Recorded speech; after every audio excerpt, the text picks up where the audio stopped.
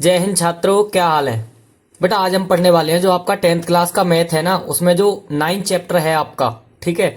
जो नवा चैप्टर है ऊंचाई और दूरी वाला, ठीक है, हाइट एंड डिस्टेंस वाला बेटा, उसमें से ये मोस्ट इंपोर्टेंट क्वेश्चन लिया गया है, ठीक है। तो बेटा चलिए शुरू करते हैं अपने क्वेश्चन को, ठीक है। और शुरू करने से पहले एक बार इसको पढ़ लेते हैं क्या कह रहा है क्वेश्चन में, ठीक है। देखो बेटा, इसने क्वेश्चन में क्या रखा है, भूमि के एक बिंदु से जो मीनार के पाद बिंदु से 30 मीटर की दूरी पर है, मीनार के शिखर का उन्नयन कोण 30 अंश है, मीनार की ऊंचाई ज्ञात कीजिए, ठीक है। मीनार की ऊंचाई ज्ञात करनी है तो बेटा इसमें सबसे पहले हमें बेटा जो चित्र है ना वो बनाने की जरूरत होती है, ठीक है।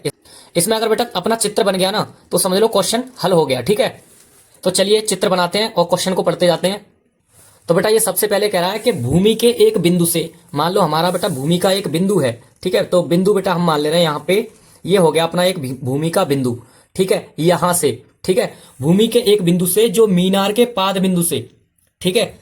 तो मीनार का पाद बिंदु, तो पहले बेटा मीनार बनाओ एक, ठीक है। चलिए मीनार बनाते हैं। तो बेटा ये बन गई अपनी मीनार।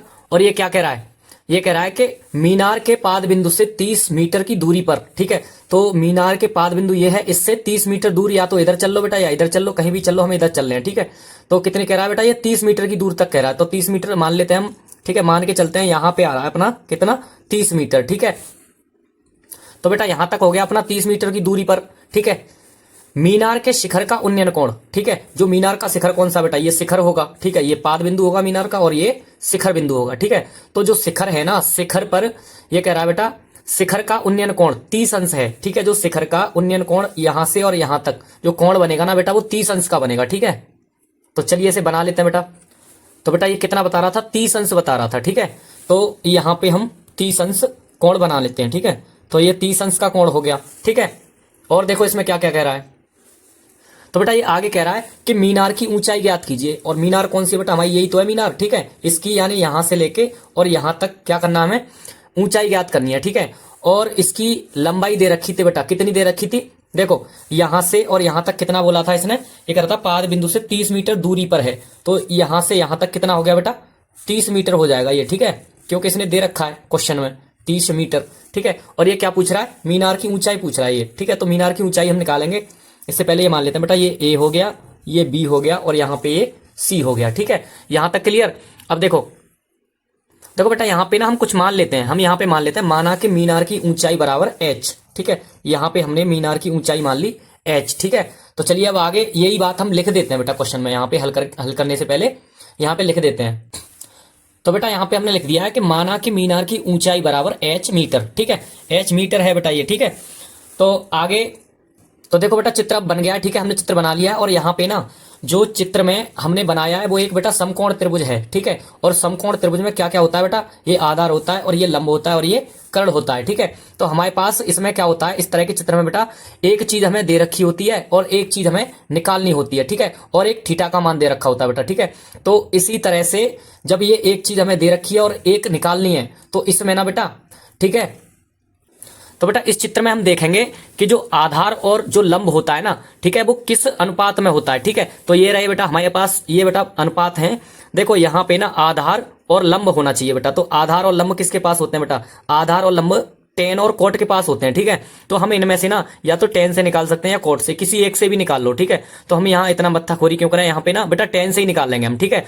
तो टेन ए बराबर लिखेंगे, ठीक है। लेकिन इससे पहले हम यहाँ लिखेंगे बेटा, तो बेटा यहां पे लिख देंगे त्रिभुज ए बी सी में, ठीक है। यहां लिख दो त्रिभुज ए बी सी में, ठीक है। जो त्रिभुज ए बी सी में है तो क्या माना था हमने बेटा, टेन था, ठीक है। क्योंकि टेन में ही आधार और लंब होते थे। तो यहां पे लिख दो टेन ए बराबर, ठीक है, टेन ए बराबर क्या होता था बेटा, यानी लंब बट्टे आधार होता था टेन का मान हमारा, ठीक है। तो यहां लिख दूं मैं एक बार, लंब बट्टे आधार, ठीक है।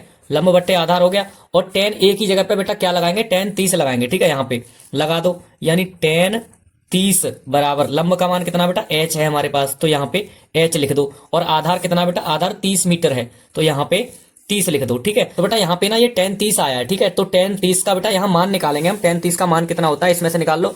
देखो टेन ये रहा, ठीक है। और टेन 30 का मान होता है 1/√3, ठीक है। तो 1/√3 यहाँ पे लगा दो, ठीक है। तो यहाँ लिख देता हूं मैं बेटा 1/√3, ठीक है, बराबर h की जगह पे h ही रहेगा, ठीक है। और 30 की जगह पे 30 ही रहने दो, ठीक है। यहाँ पे बेटा कैंची का गुणा कर दो, क्रॉस मल्टीप्लाई, ठीक है। तो जब कैंची का गुणा किया यहाँ पे, तो देखो यहाँ पे क्या आ गया बेटा, यहाँ देखो यहाँ पे ये √3h हो जाएगा यहाँ पे, ठीक है, बराबर में यहाँ क्या हो जाएगा, यहाँ पे 30 हो जाएगा, ठीक है। यहाँ तक समझ में आया बेटा। यहाँ पे जो √3 है ना, उसका क्या करेंगे, √3 को क्या करेंगे, पक्षांतर कर देंगे, इधर इधर किसमें, गुणा में है, ये बट्टे में हो जाएगा, ठीक है।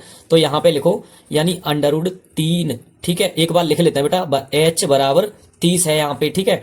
तो h बराबर कितना हो गया, 30 बट्टे √3। ये हमारा बेटा अभी आंसर नहीं होगा, क्योंकि जो हर आ रहा है ना बेटा, हर कभी भी यहाँ पे रूट में नहीं आता, ठीक है, अंडर रूट में नहीं आता हर। इसलिए क्या करेंगे बेटा, हर पर में कड़ कर दो यहाँ पे, ठीक है। तो हम करेंगे यहाँ पे हर पर में कड़, यहाँ पे √3 और √3 से गुणा करके, ठीक है। तो गुणा करने के बाद क्या आएगा बेटा, ये आ गया बेटा आपका 30 √3 बट्टे, देखो √3 का √3 में गुणा करेंगे क्या होगा, ये हो गया बेटा √9, ठीक है। जो √9 है ना, ठीक है, जो √9 है उसका क्या करेंगे बेटा, h बराबर, देखो यहाँ पे ना 30 ही रहेगा बेटा यहाँ पे, ठीक है। तो यहाँ पे 30 √3 ही रहने दो, ठीक है। लेकिन यहाँ पे 9 को बाहर निकालोगे तो क्या आ जाएगा, यहाँ पे 3 आ जाएगा बेटा। 3 से 30 को काट दो, कितनी बार कट गया बेटा, 10 बार, ठीक है। जब ये 10 बार कट गया तो हमारा बेटा h का मान आ गया, ठीक है। h बराबर कितना आ गया, ये आ गया बेटा 10 √3, ठीक है। यहाँ तक समझ में आया।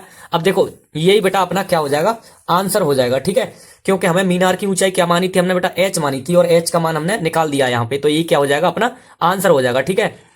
और इसका स्क्रीनशॉट लेना हो तो ले लो, लेकिन एक बार बेटा यहाँ पे लिख जरूर देना है, ठीक है, अच्छे से अक्षरों में यहाँ लिख देना, अतः, ठीक है। यहाँ लिखेंगे बेटा हम अतः, ठीक है। मीनार की ऊंचाई, मीनार की ऊंचाई, ठीक है, ऊंचाई क्या मानी थी बेटा हमने, h मानी थी। h बराबर कितना आया, 10 √3 मीटर, ठीक है, मीटर। यही क्या हो जाएगा बेटा, यही अपना आंसर हो जाएगा, ठीक है। तो बेटा अपना क्वेश्चन सॉल्व हो चुका है, ठीक है। स्क्रीनशॉट लेना हो तो ले लो। मिलते हैं अगले वीडियो में, और चैनल को बेटा सब्सक्राइब करके ना तभी जाना, ठीक है। ऐसे ही और क्वेश्चन डालेंगे हम इसी चैप्टर के, जो कि आपके मोस्ट इंपोर्टेंट हैं बहुत ज़्यादा।